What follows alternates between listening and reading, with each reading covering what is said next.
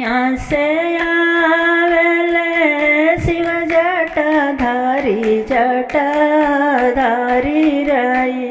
Kenya से आवसु भगवान मंदिर में दियरा बारी रही। पूर्व से आवेले शिव जटाधारी रही। ऊपरा से आवसु भगवान मंदिर में दियरा बारी रही। कहाँ बैठाई वो शिव जटाधारी रही। कहवा बैठई वो भगवान मंदिर में दिया बारी रही।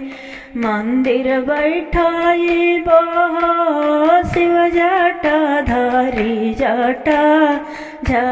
रही।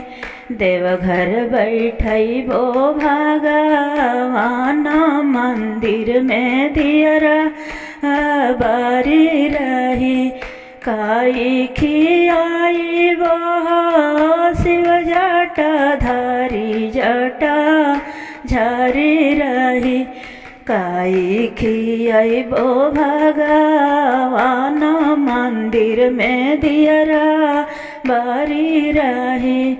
भंगिया धतुरावा खियाई वो शिव जटाधारी रही। खौआ खियाई वो भगवान मंदिर में दियरा बारी रही।